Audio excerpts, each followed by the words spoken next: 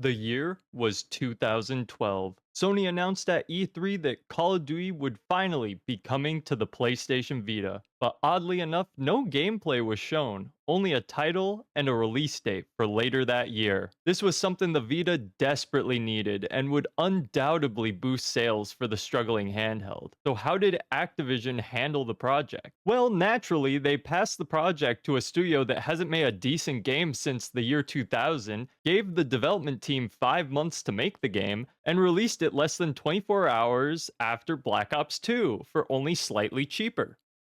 Yikes. Hey guys, Matt here, and today we're going to be taking a look at one of the worst reviewed Call of Duty games of all time, Call of Duty Black Ops Declassified. This is a game I played a lot growing up, and I wanted to see if it was just as good as I remembered. I mean, it probably isn't, but we'll see. So grab your Vitas and let's get into this. AD Richard Kane, and again, now with OIG. Mason, Woods, Hudson.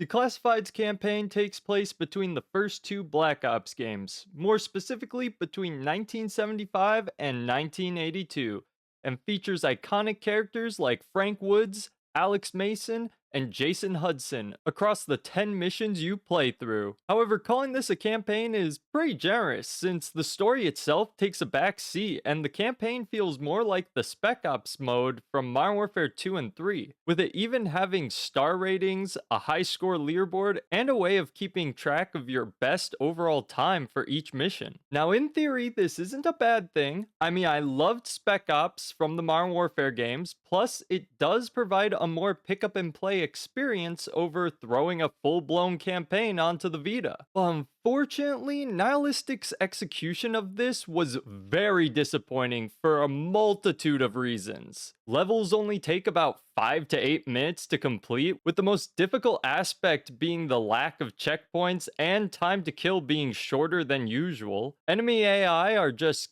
kind of pathetic since they follow a set path, and when enemies notice you, they just sort of stand there and open fire. They won't really take cover, and they'll never try to flank you. And don't even get me started on the level design. Seriously, most of the maps are composed of ugly square rooms or environments, which pale in comparison to the dynamic mission designs we saw in most Call of Duty games. Stuff like commanding airstrikes, piloting helicopters, controlling tanks, manning a turret on top of a moving jeep. None of that is present here. Instead, for the most part, you're just going room to room, taking out enemies and moving on to the next mission. It's a real shame because I remember absolutely loving the campaign when I was younger. But hey, at least there's a few levels I still found some enjoyment in.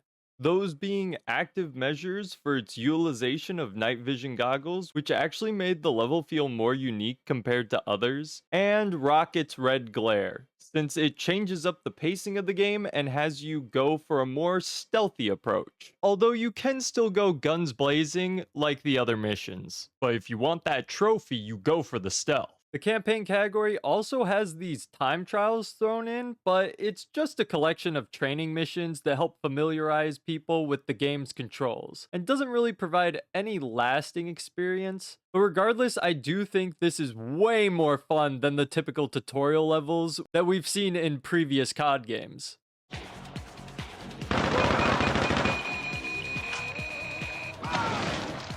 Honestly, I don't know why I made this its own category in the video, because there's not much to say about Hostiles. It's just a straight up butchered version of survival from Modern Warfare 3. You survive against endless waves of enemies on 5 of the 6 multiplayer maps in the game. However, unlike MW3, which had buy stations, Declassified has care packages dropped between waves, which provide you with either ammo, weapons, or a kill streak. This is the mode I found myself spending the least amount of time in, both when I first played Declassified as well as when I revisited it. Hostiles just gets incredibly repetitive and boring, since it lacks a lot of the things that made survival in MW3 so great. Things like co-op, enemy variety, a good map variety, and unlocks as well as progression. I don't think I would be as harsh as I am on Hostiles if it weren't for the fact that they advertised it as an all new game mode, when really it's just a watered down version of a mode we've seen in previous COD games. If you're not trying to go for trophies in this game, then I really see no point in playing or replaying this survival mode. It's just not that fun.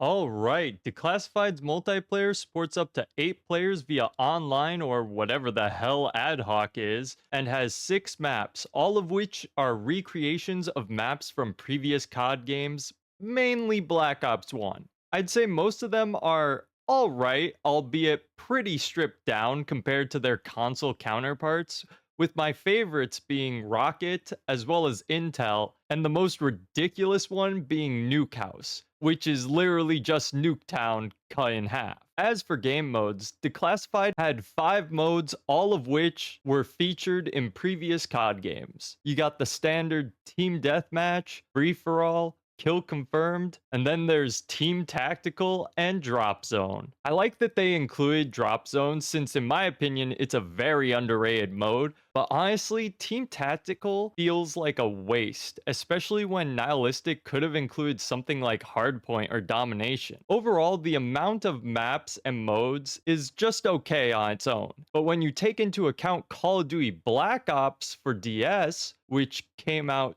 2 years prior on weaker hardware and had almost the same amount of game modes and 12 all new maps for people to play, then just okay becomes disappointing real fast. Oh, and did I mention the countless issues you'll encounter while playing multiplayer? Because there's quite a few. Here's a list of all the glitches in the multiplayer, both past and present.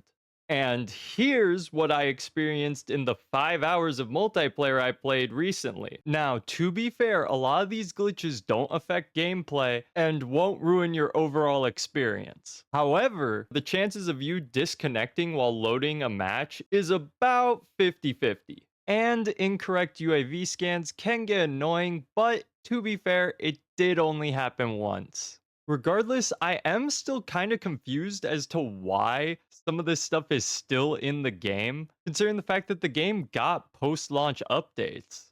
But I guess Nihilistic just wanted to quickly patch as much as possible and then move on to their next project. I don't know.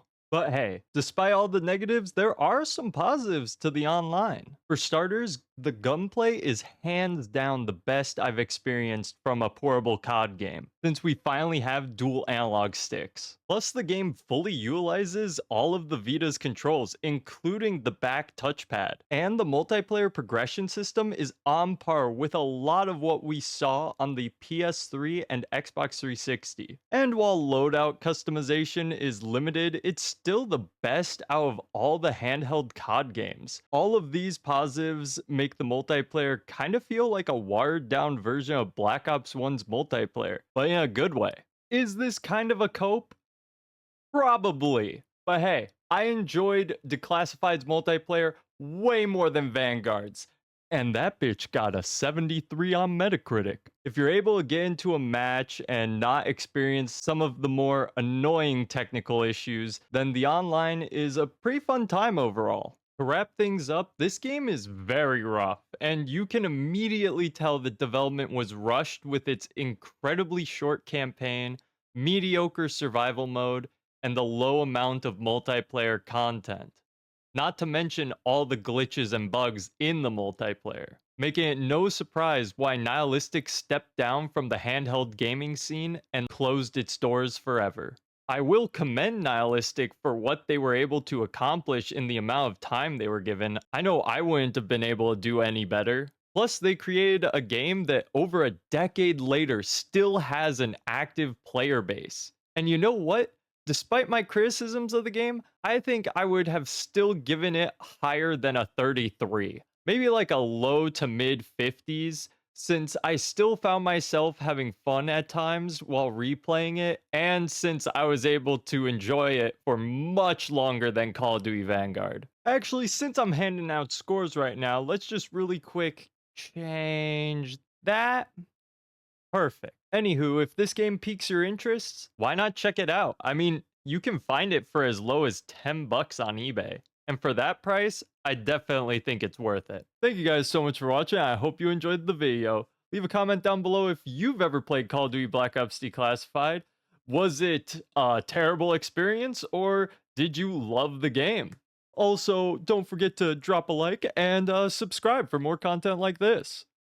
I've been rezoraptor, and I will see you guys next time. Peace!